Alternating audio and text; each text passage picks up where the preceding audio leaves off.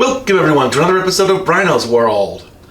Tonight I'm going to be cooking something very, very luxurious and nice, mainly because I'm looking for an excuse to use this stuff once again, this black truffle carpaccio, which cost me a crap load of money back when I bought it in December. It's been in my fridge for months, and opening it up, it still smells pretty nice, and I had a taste maybe a few days ago. It still tasted fine. So it should work well in this dish I'm going to create right now, a black truffle and mushroom risotto.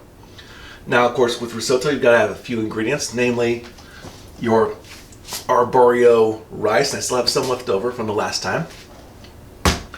And of course, you need a broth. Now, most recipes will call for like various beef kind of broths, like again, beef broth or chicken broth, some sort of meat base.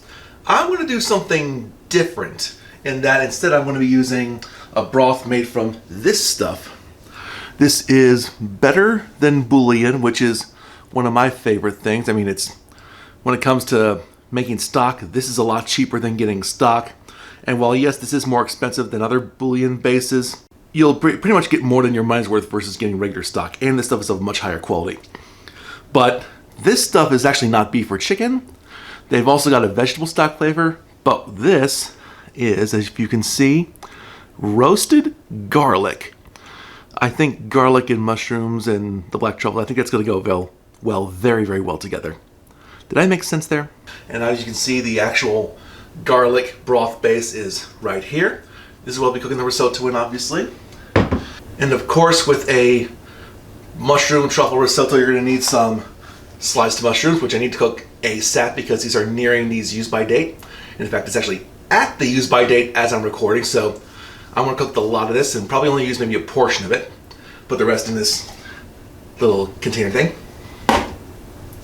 And to top it all off, I've got some shredded Parmesan cheese, which I'll put in at the very, very end.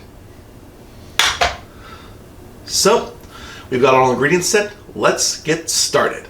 Alright, now first things first, I've got my pan right here. Here's a better view of it. As you can see, I've got some stuff in it already that's been melting for some time. I've got some extra virgin olive oil and some butter, which I'm putting in here right now. I'm going to cook all of these. I'm going to cook all of these mushrooms in it because I just want to cook them all. Again, I'm only going to use maybe a third of these and just save the rest for later. Let's take our almost expired mushrooms and cook the crap out of them.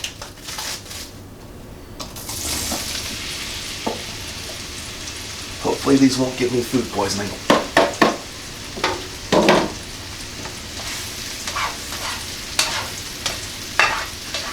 Now I bet you're wondering why I got a pound of sliced mushrooms instead of half a pound. Well, originally I ordered half a pound, but Kroger's, where I order my stuff from curbside pickup, didn't have any, so they gave me the 16 ounce instead. So blame Kroger. So now I'm going to take most of them and put them in this container.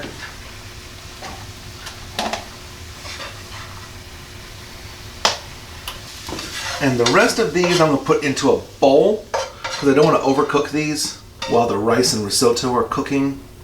But I'm going to try and leave as much of this liquid here as I can to add some more flavor to the rice. And I'm actually going to turn down the heat just a hair. And at the same time, I'm going to add a little more butter just to get that onto the rice. Warp. So now, I'm going to add a cup of this arborio rice to this. It's going to be quick. Probably should have had this measured before the show, but oh well. This will work.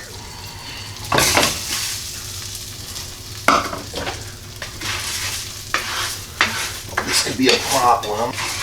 Let's get some of the butter on these grains of rice. Now I'm going to add some of the broth to this.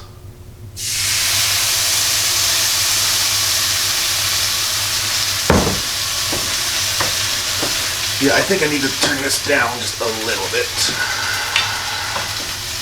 The recipe I looked at said to keep it on medium-high heat, but that makes me nervous. And so now I cook this until the water is pretty much all gone, which I'm getting close to that right now. And then just gradually add more and more to it. And I'm going to repeat this process until the rice is tender but firm. Oh. Oh. Now, if you're worried and impatient, probably like I am, and you're running low on broth as you're slowly adding it to it before the rice is done, I would say just go ahead and replace it with some water, because the broth really contributes flavor to it, but by this time you're probably going to add all the flavor into it. So don't get too worked up if the rice is still a little crunchy, if you will. So what I'm doing also now is just sort of tasting this every so often. They say you're supposed to, it's pretty much done when it's tender, but not tender, but firm, kind of al dente maybe. And it's at that point when you start doing this slowly. But again, don't sweat it if you run out of broth. Just replace it with water. You got the flavor from it in already. But one thing that is very important is keep stirring this. You do not want to stop stirring your risotto, otherwise it's going to stick to the pan, and that's not good. Okay, after about 20-25 minutes, it's definitely not as crunchy as it used to be, but it's still a little more firm than I'd like. I'm still getting a little bit of crunchy bits, so I'm going to keep on going. I think I'm finally at the point now where it's feeling tender but firm. I'm not getting any crunchy bits at all, so but one more bit of water in for now. Sort of increase the kind of gloppiness of the whole thing, while still stirring, obviously. And at this point, I'm going to add the mushrooms back in.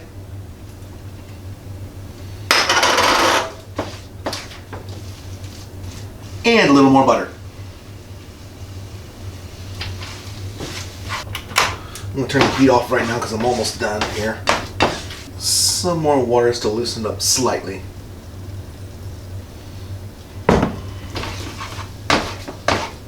And now the last ingredient to add, Parmesan.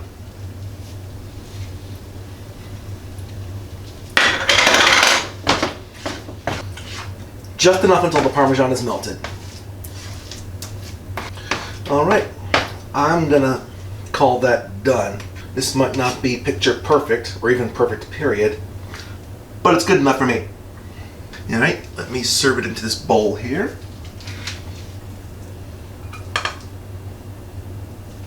And now the pièce de résistance, black truffle carpaccio. And I'm just gonna top it onto the risotto. Now there we go. All right, now that the risotto has been topped, let's see if this is any good or if I screwed it up royally by being impatient. Let's just make sure to get a spoonful with a piece of truffle on it. And oh my god, the truffle aroma is just so fantastic and luxurious. So, black truffle risotto. Let's see if I did it right.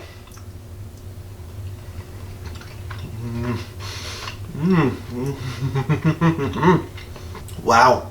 Wow. Oh my god. That is good. Not getting too much of the garlic flavor, although it's probably good that it's kind of reserved in that I definitely got some of the Parmesan cheese in there. Let me see, get a spoonful with, or a forkful with some truffle and some mushroom in it. Here we go.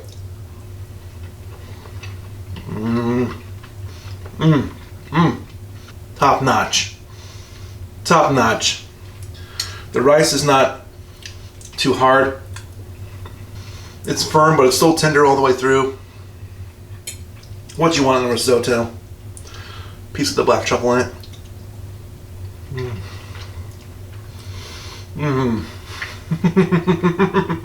This is good stuff. You need to do this. You need to try this.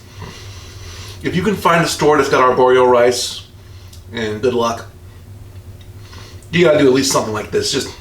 And the thing is that better than bouillon stuff, I don't think a lot of people will be touching that because it looks expensive, but it's actually a better value than just getting plain old stock. So you might be in luck. So just take something better than bouillon. A teaspoon of that makes 1 cup of stock, and it's better than any kind of stock you'll get off the shelf. Now mushrooms, you don't really have to do that. Even without the black truffles and even without the mushrooms, and I would dare say even without Parmesan, it's still fine. It's kind of labor intensive in that you gotta keep an eye on the pot as you're cooking it, keep an eye on the pan or whatever. and you've got to constantly stir so nothing gets stuck to the pan and gets burnt than others. But it's definitely worth it. I mean, I've tried making risotto in a rice cooker before. Not even close. I mean, it's gloppy, it's goopy, and even with Parmesan, it's fine, but there's still some burnt bits at the bottom, and I don't like that. Not so with this. The labor is worth it. And the black truffles take it to 11, obviously. Before we sign off, though, we have some business to take care of, namely this beer. It's been about a week since it started fermenting, and I want to get a gravity reading on it just to see how far it's progressed. Let's do that real quick. Airlock comes off. This lid comes off if I can. Oh, wow. Let me smell this. Oh, that smells like something that's been fermenting for a while. That's a positive thing. Test tube check, funnel check, ladle check. Let's fill this up.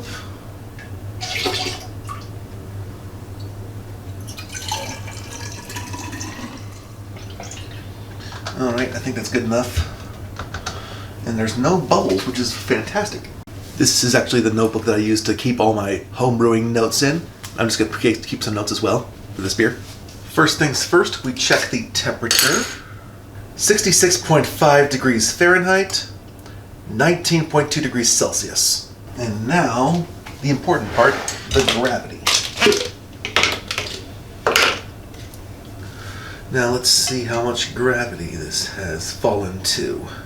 It's substantially lower than it was before, which is expected. Let's level it on this table here. 1.03, I'll call it 3.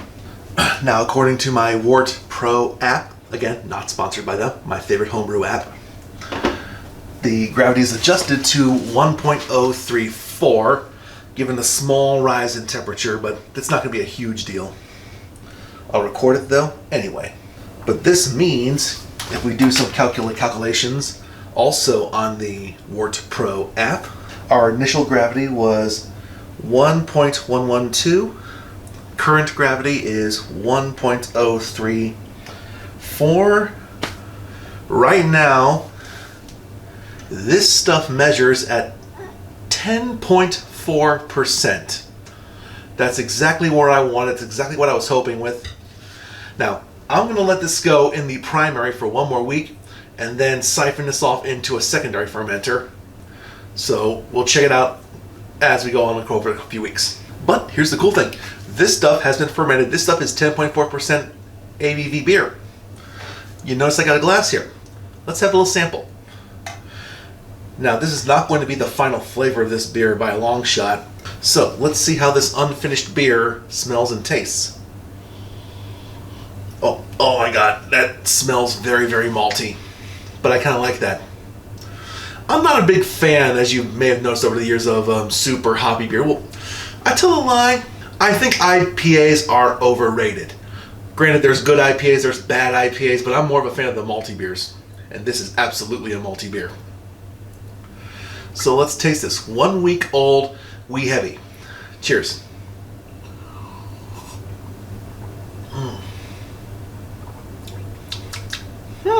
Wow. Ooh. Oof. I can taste the alcohol in this. And I can also taste this has also got a good sweetness to it. Up. This also agrees. It's burping a little bit more. But I expect this to rise maybe a little bit more higher, maybe 10.6 or 7 at the end. It's done most of its fermentation now. And it's going to age maybe a little bit. It's probably going to taste a whole lot better maybe in a few months or so since it's heavier, as higher alcohol beers tend to age a whole lot better than their lower alcohol counterparts. Let's try another sip. I get the sweetness at the beginning, and then the alcohol burn comes in at the end. I've got high hopes for this. Again, I've noticed that beers tend to taste a little bit weird, crazy, different early than at the end, so this may not be indicative of the final product, but I got high hopes for it. Well, that'll do it for this episode for real. Thanks for watching. Have a good one. Cheers.